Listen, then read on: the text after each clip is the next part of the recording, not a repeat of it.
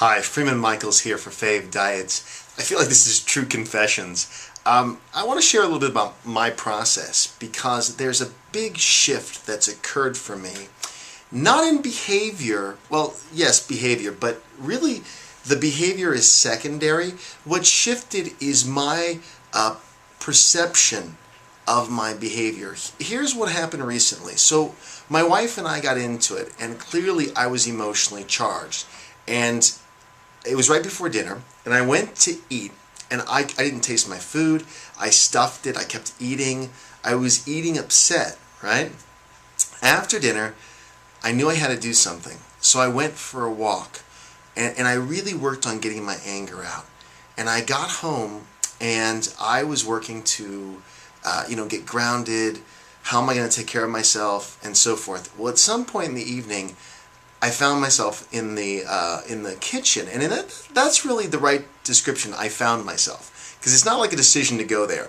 I'm just sort of plowing through cupboards, going, all right, what am I going to eat? And immediately I knew what was going on. I knew during dinner that I was stuffing.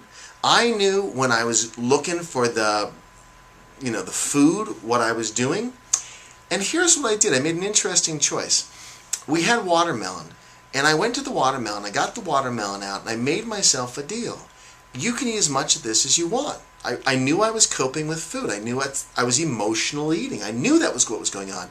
And so I sliced up this big bowl of it, and I brought it into my office, and I turned on the computer, and I was checking out. But I watched myself do it the whole way. I didn't, by the way, finish the bowl. I ate a few pieces, and I'm like, okay, enough. I don't need to do this. And ultimately I turned the computer off, and I went and took a bath, and then I went in and talked to my wife, and I had a very constructive conversation about what was upsetting me.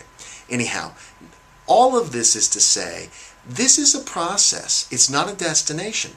I'm the expert on weight release, but yet I still am a binge eater. I still recognize that the behavior of coping by using food is still part of the way I have learned to survive. And so I just relate to it in a different way. So that's where the behavior has really changed. I mean, some part of the behavior has not changed, but I relate to it in a different way, which in fact changes the behavior. That's what I wanted to share today on favediets.com. Thanks for joining me.